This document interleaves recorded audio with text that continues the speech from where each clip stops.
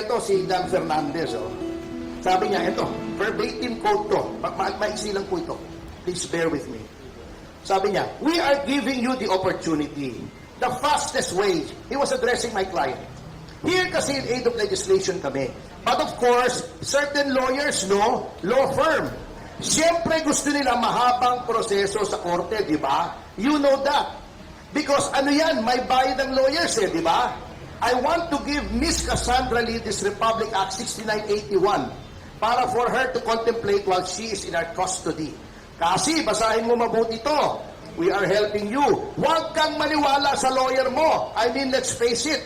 They want to prolong your cases. Why? Of course, we know that. Kaya si Atty. Topacio, alam mo naman si Atty. Topacio. So now, it's our time to get even. Can you imagine using the legislative bully pulpit to get even? Pahabain niya ng kaso para makuha niya lahat ng pera mo. That's why I challenged him and I challenge him again. Dan, huwag kang magtago dyan sa likod ng parliamentary privilege. Ulitin mo yung sinabi mo rito. Ulitin mo sa harapan ko. Tignan natin kung ano mangyayari. Ito wag Ayaw magsalita pag nasa labas. Nagtatago doon sa privilege niya. I challenge him again. Dan, harapan. Sige, sabihin mo sa harap ko yan. Huwag ka namang matakot sa akin. Ang liit-liit ko. May problema pa yung tuhod ko.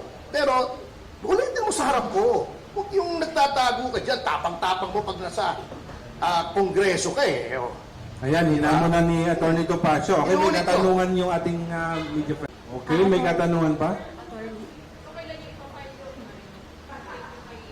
It's on its way. Ito ay, kasi kailangan ito, padalan pa yung tanggapan ni Congressman Fernandez bago i-file sa Ethics Committee. But pinirmahan ko na to, nanotaryohan ko na, pinapasok ko yung in-house notary namin ng alas 8 ng umaga para pag pinirmahan ko, masumpaan ko, and then, he is the one on his way, Attorney Rafael Antonio Andrada, will be the one to file this. Hindi naman po kailangan personal ako mag-file. For today, yes. It will be filed today. Kasi alam nyo, I just want to show some members of Congress that you cannot abuse your rights and privileges without encountering pushback. Ito ikwento ko lang. Ngayon, umpisahan nila yung TRICOM hearing on guidelines daw on fake news. Kasi, eto, get this. Kaya nila ginawa yung TRICOM na yon dahil may mga fake news daw na targeted against members of the Quadcom. Unang-una, kung alam mo ang iyong konstitusyon, you cannot do that.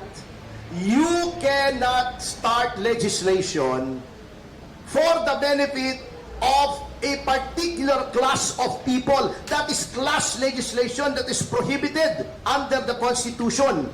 Hindi pwedeng gagawa kami ng batas para sa amin lang. That's unallowable class legislation.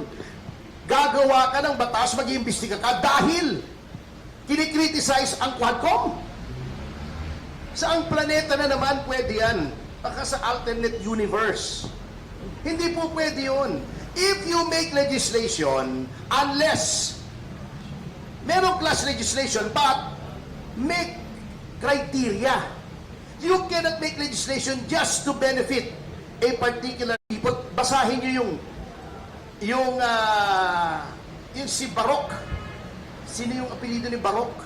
Yung tracker na laging nagdidemanda sa Supreme Court. Yung against the Truth Commission na kinonstitute ni Noynoy.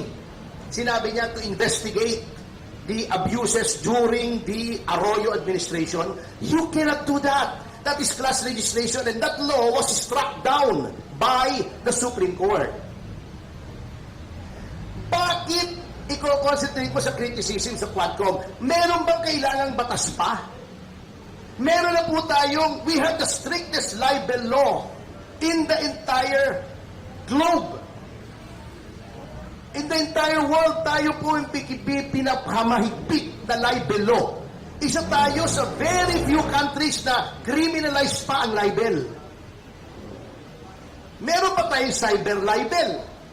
meron pa tayong civil action under the civil code for defamation, fraud, and physical injuries kung pwedeng humingi ka ng danyos for civil libel ang tawag doon.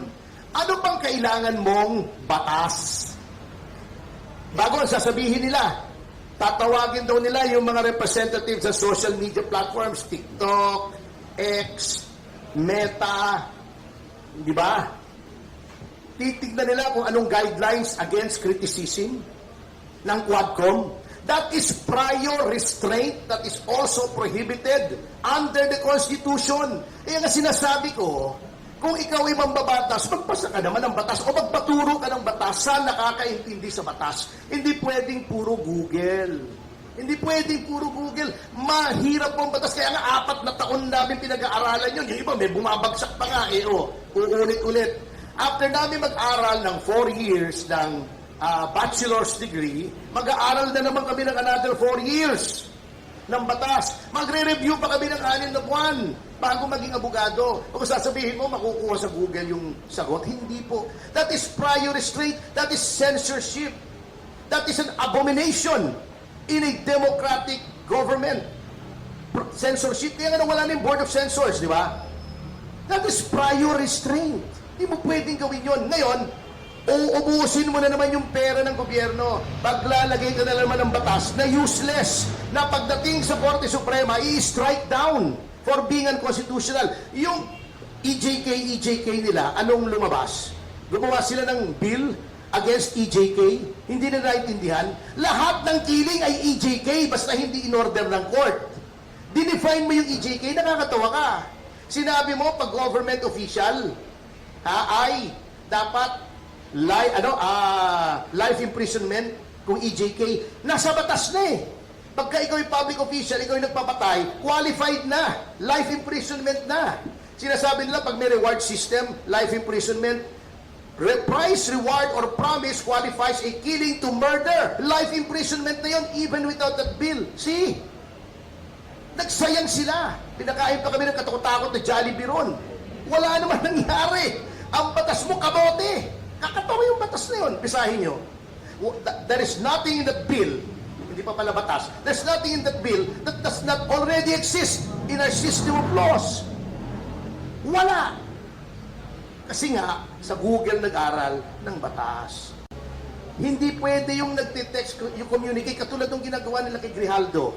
Because you're polluting the witness. You should not do that.